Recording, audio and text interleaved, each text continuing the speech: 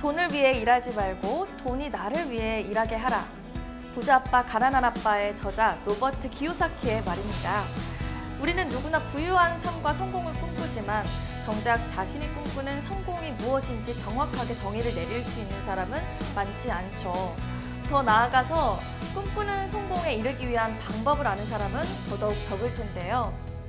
혹자는 지금 우리가 살아가는 이 시대가 누구나 성공을 꿈꿀 수 있고 또 누구나 성공을 할 수 있는 열린 시대라고 말하지만요. 여전히 누군가는 성공하고 반면에 누군가는 실패의 쓴맛을 보는 현저히 다른 삶을 살아갑니다. 하지만 분명한 것은요. 현대사회는 더 이상 가난이 상속되는 사회가 아니라 돈의 원리를 제대로 이해하지 못하는 가난한 생각이 상속되는 시대라고 할 수 있을 것 같은데요. 그래서 오늘 청산뉴스에서는요. 생각의 확장을 통해서 가난의 악순환을 끊을 수 있는 방법을 알려주실 분을 모셨습니다. 홍지연 작가님을 소개합니다. 안녕하세요. 안녕하세요. 네, 오늘 어떤 이야기 들려주실 건가요? 예, 재테크는 선택이 아니라 필수이다라고 얘기를 간단하게 설명드리겠습니다. 네, 오늘 강연 잘 부탁드리겠습니다. 네. 생각이 흐릅니다. 청산뉴스 홍지연 작가님의 강연을 큰 박수로 청해보겠습니다.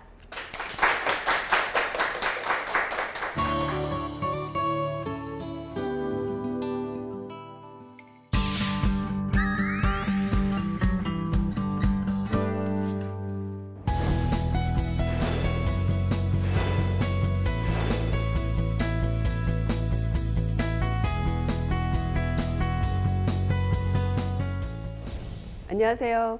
한국의 신흥 부자들 저자 홍지연입니다. 제가 오늘 여러분께 말씀드릴 일부는요. 돈의 흐름을 따라입니다. 돈의 흐름이 어떻게 흘러가는지를 아셔야 부자가 되는 방법과 어떻게 돈을 관리할 수 있는지를 알기 때문에 돈의 흐름을 따라라는 방법을 통해서 소개를 해드리겠습니다.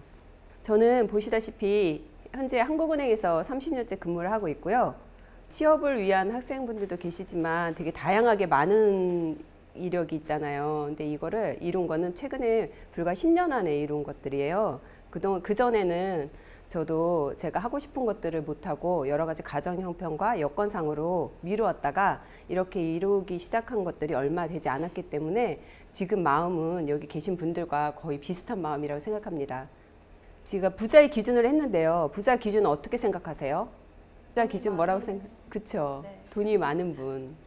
부자 기준 그렇게 생각하잖아요. 저도 그렇게 생각을 했거든요. 돈이 얼마이고 돈이 건물주고 초등학생 희망이 요새는 건물주잖아요. 근데 역시나 제가 보시다시피 자료에서 우리나라 분들은 돈의 기준으로 부자의 기준을 잡았습니다. 제가 이 책을 쓰면서 진짜 부자가 무엇일지 그게 궁금해서 한 분 한 분씩 찾아다녔는데요. 단순하게 돈이 많으신 분들은 제외를 했어요. 돈이 많다고 행복하신 분들도 아니었고 존경받지 못하는 분도 많았고요. 돈이 많음으로 인해서 오히려 불행이 찾아오시는 분들이 많더라고요. 누구는 뭐 마포대교로 가서 자살의 순간을 꿈꿀 때 거기서 다시 희망을 찾고 어떻게 부자가 되었고 자기 사업 영역이나 아니면 각자의 영역에서 자수성가한 분들을 통해서 제가 부자의 기준과 개념을 다시 한번 정립을 하는 계기가 됐었어요. 그걸 여러분들에게 공유를 하고 싶어서 이 책을 쓰게 되었습니다. 지금 자본주의 시대인데요. 열심히만 일하면 부자가 될까요? 그렇죠. 이젠 다 아시죠. 저는 제가 어렸을 땐 열심히만 일하면 부자가 된다고 생각을 했어요. 그리고 저희 부모님도 누구보다도 열심히 일을 하셨기 때문에 부자가 될 거라고 생각을 했는데요. 여 밑에 화면에서 보시면 이게 공공임대주택인데요.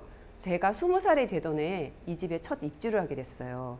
그것도 저희 부모님이 일해서 노동의 대가로 벌어서 입주를 하신 게 아니라 저희 할머니께서 원호 대상자라 그걸로 임대 아파트인 거예요. 영구 임대 아파트. 저는 어린 나이에 이해가 안 됐어요. 이렇게 열심히 일하는데 왜 우리가 15평에 제가 20살이 되는 해에 입주를 해야 되는지 정말 부자가 되고 싶다. 부자는 어떤 사람들이 되지? 그러면 이런 궁금증이 이때부터 생겼고 내가 부자가 되려면 어떻게 해야 될까가 늘 항상 관심이 있었던 것 같아요. 관심 있는 만큼 보이는 거고 관심 있는 만큼 찾아다니게 되더라고요. 노동으로 버는 돈보다 돈이 돈을 버는 속도가 더 빠르다고 했죠.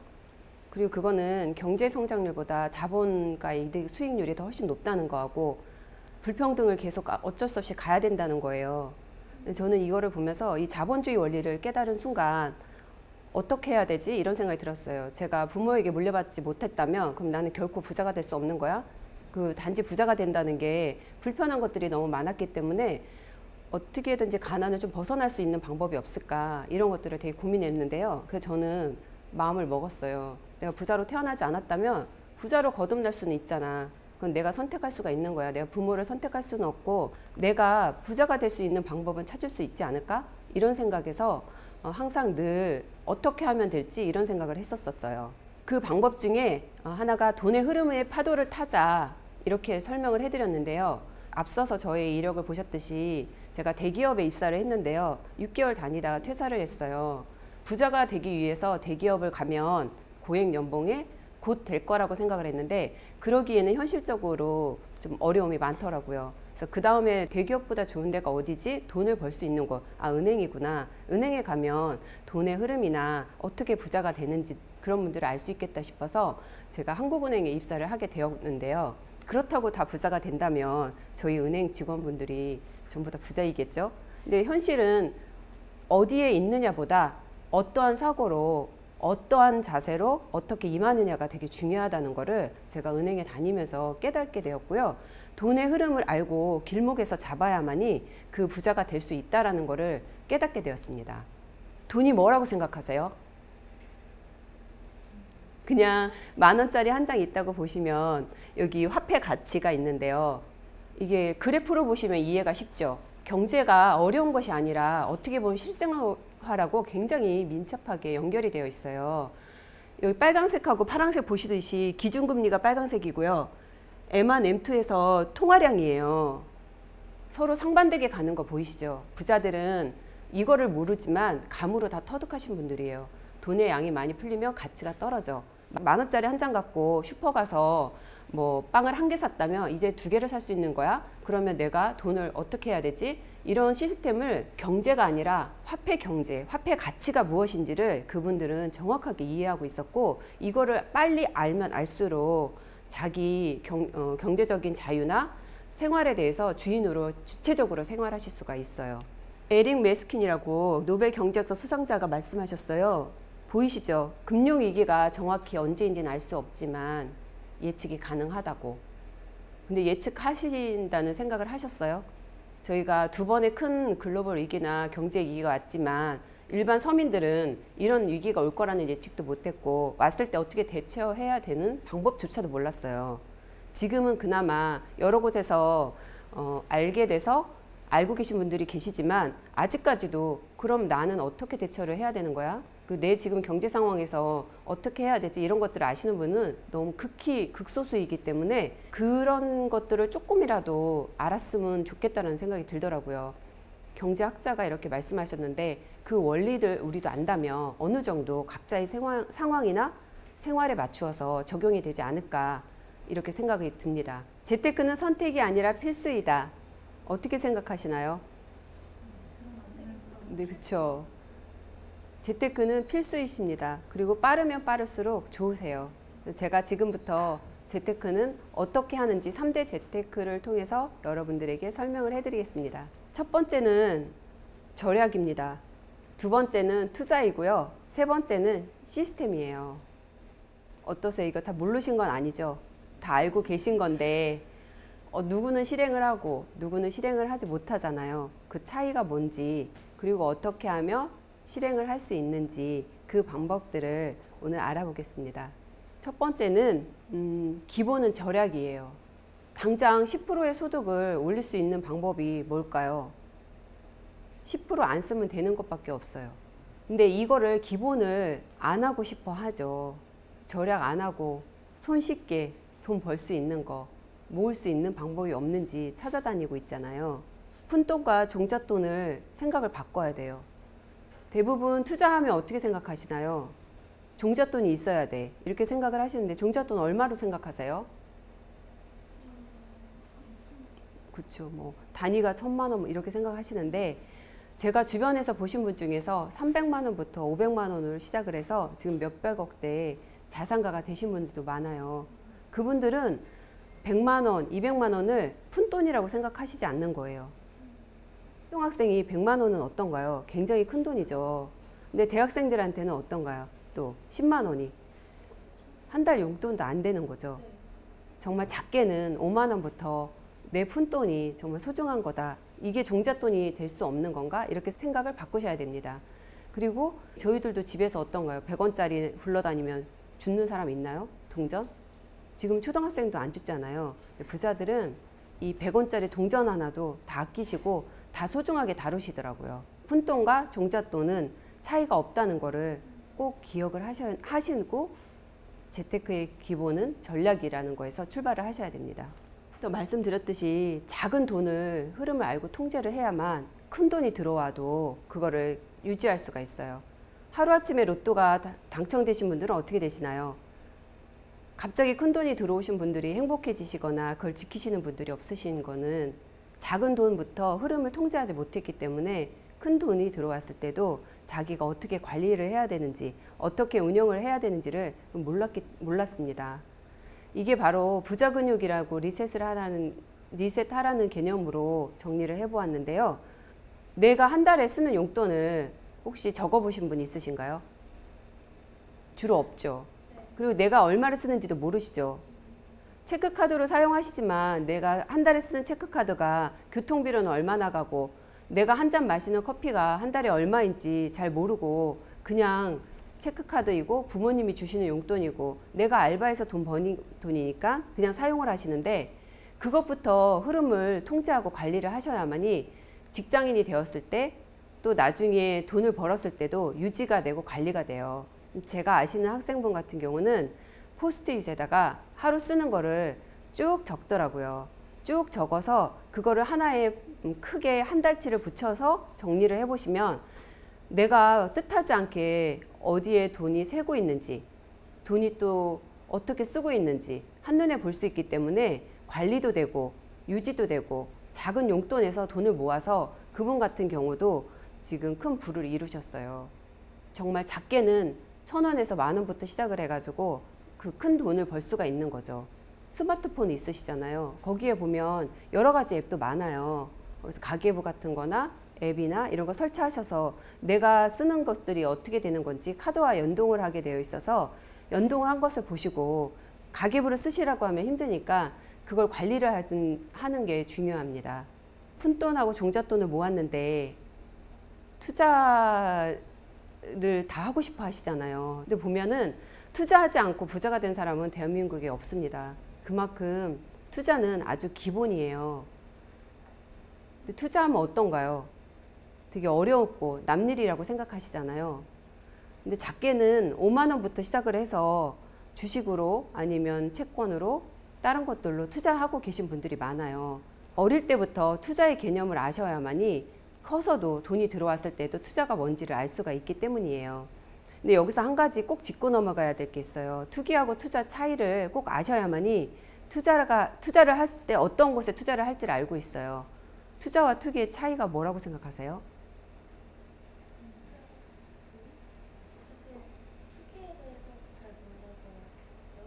그렇죠.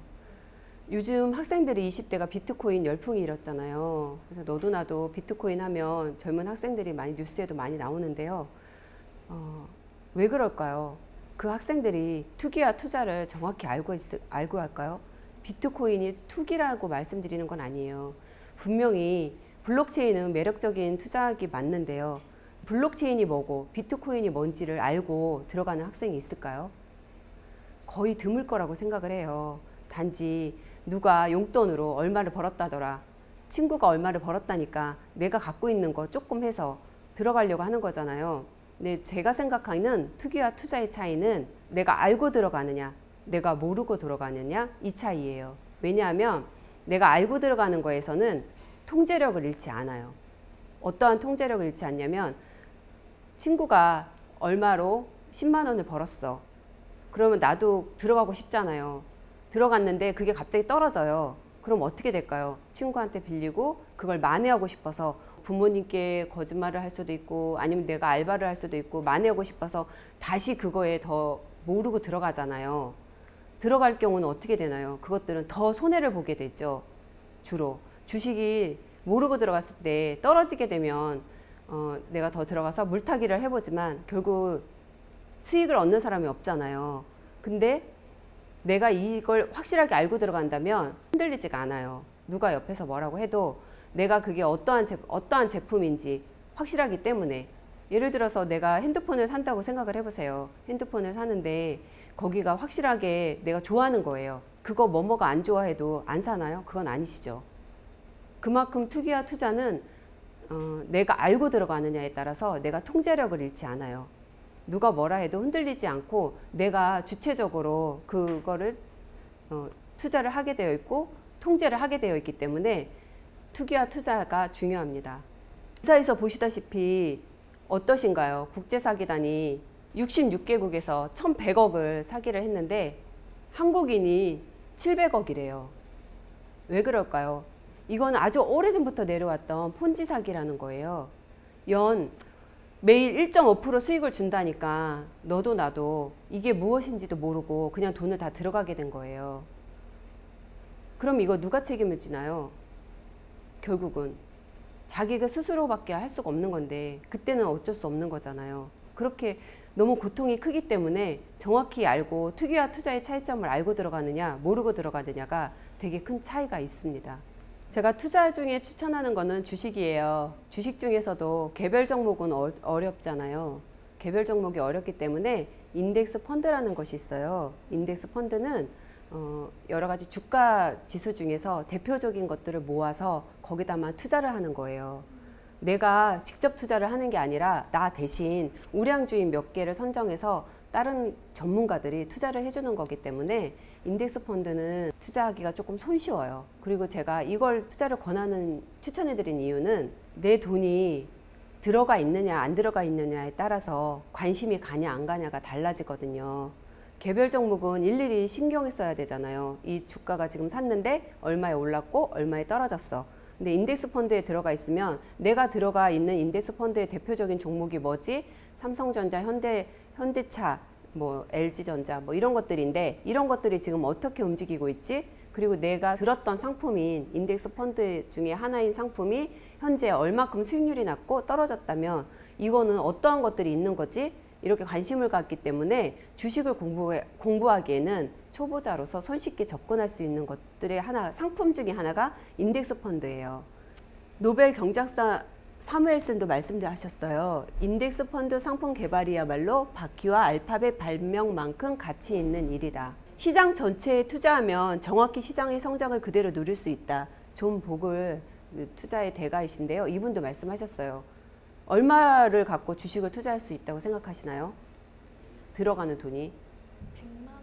그렇죠. 정도는 있어야 되지 예, 않을까? 뭐 몇십만 원 생각을 하시는데 단돈 5만 원 갖고도 인덱스 펀드는 가입할 수가 있어요. 가입하셔서 들어가서 보시면 공부가 될 수 있는 거죠. 내가 전체로 삼성전자 금액 큰 거를 구입할 수가 없지만 인덱스 펀드에 들어갔으면 그 5만 원에 그런 것들에도 투자가 돼 있는 거예요. 그래서 그 수익률이 나한테 5만 원 마치의 수익률이 들어오게 되는 거죠.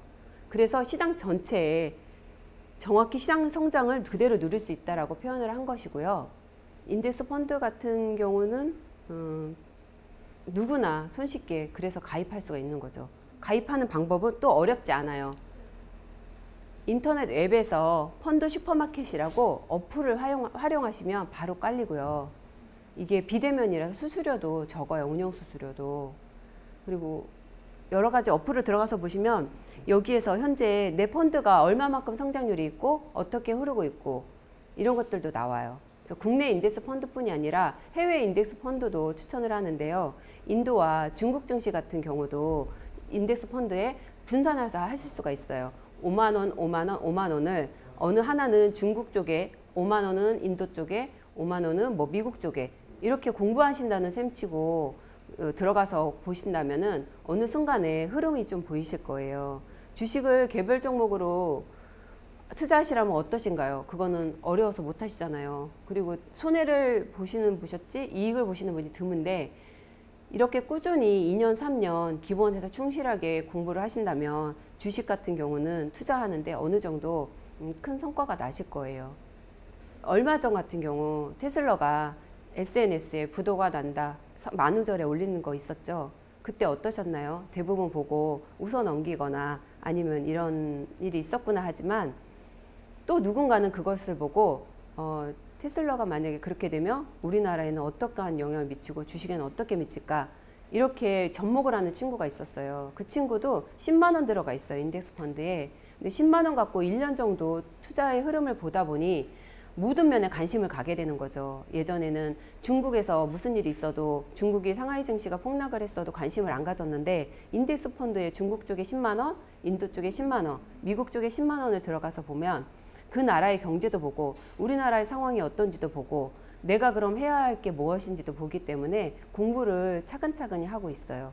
그래서 2년, 3년이 되면 분명히 그런 친구들은 또 다른 개별 종목에서도 큰 성과가 날 수 있어요. 그래서 이런 흐름이나 투자는 정말 빠를수록 있는 돈 5만 원 적게 절대로 많이 들어가시면 안 돼요. 공부하는 차원에서 가상으로라도 투자를 하시거나 이런 식으로 공부를 이렇게 접근하시는 게 중요해요. 그 다음은 재테크 중 하나가 시스템을 만드는 거예요. 특히 요새는 4차 산업혁명 시기잖아요. 아까 자본주의가 어떤가요? 노동보다 자본가들의 수익률이 더 높아지고 있잖아요. 경제 성장률보다도 더 자본가들의 수익률이 더 높아지고 있듯이 시스템을 만드는 게 중요해요. 내가 노동을 해서 돈을 번보다 내가 자고 있어도 들어오는 돈을 만들라고 전문가들은 말하잖아요. 그럼 그게 어떤 것들이 있을까? 나한테는 젊으신 분들한테는 제가 추천하는 건데요. 자기한테 투자하세요. 특히 배움에 돈을 들여서 투자라는 게 아니에요. 시간 투자도 되고 아니면은 뭐 친구와의 사람과의 관계에서도 투자가 되고 이런 시스템을 구축해 놓으시면 돼요. 꼭 자본과 시스템 이러니까 돈으로 어떻게 뭐 매일 들어오는 돈 유튜버가 돼서 나한테 매일 들어오는 돈이 있어야 되나 이런 것이 아니라 작게는 내 주변에 있으신 분들 주변에 있는 친구들 선배님 아니면 멘토분들한테 가서 내가 궁금하고 그런 것들을 물어보시면서 내 인맥과 이런 자산에 그런 시스템으로 구축해 놓으시고 그게 아니라면 내 배움에 있어서 내가 현재 학교 공부 외에 진짜 하고 싶은 거는 무엇인지 내가 앞으로 살아가야 되는 삶의 방향은 무엇인지 이런 것들에 대해서 어떻게 하면 내가 이런 시스템을 구축할 수 있을까 내 인생에서 시스템을 만드는 훈련을 젊었을 때부터 하시는 게 나중에 좀 더 가속도를 붙여서 성장할 수 있는 원동력이 돼요. 기본은 작은 습관부터 시작하시는 거예요. 네이버 매일매일 얼마큼 들어가 보세요. 굉장히 많이 들어가 보이시죠? 네이버의 첫 화면을 보시면 어떤 것들이 주로 깔려 있나요? 처음에 딱 네이버를 열었을 때 연애나 뭐 뉴스나 각종 뭐 요리 맛집 이런 거가 있잖아요. 경제 M, 뉴스, 뭐 책, 본인이 관심 있는 것들을 태그를 걸어서 맨 앞에 딱 노출을 시킨다면 네이버를 딱 열었을 때 연예 뉴스로 들어가지 않고 내가 관심 있는 부분, 하고자 하는 부분의 것들을 먼저 들어갈 수가 있어요. 이거를 태그를 먼저 거셔서 화면을 먼저 바꾸고 환경을 바꾸시는 게 환경을 바꾸셔 놓으셔야 돼요. 내가 집이 관심 있어. 내가 자립을 할 거야. 부모님으로부터 한다면 내가 현재 SH공사나 이런 쪽에서는 어떤 것들이 공급하고 있지? 청년 임대주택 있다는데 그런 것들은 어떤 게 있는지 수시로 들어가 보셔야 정보를 알 수 있는 거잖아요. 그러니까 수시로 볼 수 있게 핸드폰 앱에다가 핸드폰 한 화면에는 최소한 바로 들어가서 볼 수 있는 그런 것들을 노출을 시켜 놓으시면 바로바로 들어가서 보실 수가 있으세요. 수시로 보는 만큼 관심도 생기고요. 아는 만큼 보이게 되어 있어요. 관심 없는데 막연히 갖고자 하는 거는 얻어질 수가 없어요. 많이 노출하시고요. 관심 있는 부분, 취업이면 취업 포털 사이트나 뭐들을 한 웹에 다 놓으세요. 한 화면에 딱 담아 놓으시면 걔가 알림이 있으면 수시로 뜨는 거잖아요. 그러니까 그런 식으로 활용을 하시는 게 작은 습관에서부터 출발을 하시면 돼요. 어떠신가요? 부자의 기준이 다 있으신데요.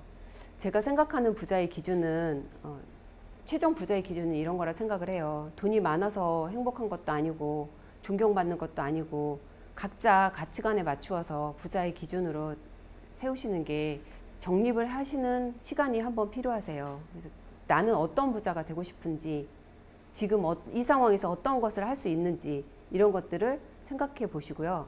돈은 목적이 아니라 수단일 뿐이에요. 돈을 벌고 싶은 이유가 다 있으셨을 거 아니에요. 대부분 부자 되신 분들한테 여쭤봤어요. 왜 부자가 되고 싶으셨는지. 본인이 하고 싶은 거 하고 싶고 내 가족이 배불리 먹게 하고 싶고 이래서 부자가 되시고 싶어서 돈을 열심히 버셨는데 지금은 어떠시냐고 질문을 드려보면 되게 다양한 질문이 나오세요. 정말 부자가 되기 위한 목적에 돈이 수단일 뿐인 분도 계시지만 그러는 과정에서 돈의 노예가 돼서 돈 자체가 목적이 되신 분들이 계세요. 그래서 가족을 위해서 내가 부자가 되고 싶었고 가족을 위해서 돈을 벌고 싶었다는 분이 가족도 잃고 혼자 외로이 돈만 갖고 계신 분들이 계세요. 부자가 되고 싶은 이유를 내가 왜 부자가 되고 싶지? 내가 부자가 되어서는 어떤 사람이 되고 싶지? 어떠한 부자가 되고 싶지? 이런 것들을 정말 냉정하게 생각해 보시고 적어 보시고 계획해 보신 다음에 그 다음에 실행을 하셔야만 부자가 되시던 아니면 내가 하고 싶은 거를 하셨을 때 이루었을 때 모든 것을 이루었다고 저는 생각을 해요. 오늘 오신 여러분들도 어떠한 상황인지 저는 모르거든요. 모르지만 각자 처한 상황에서 내가 당장 할 수 있는 것들 작은 실천부터 실행을 하신다면 정말 원하는 모습으로 살아가실 거라고 저는 믿습니다. 이것으로 저는 강의를 마치겠습니다. 감사합니다.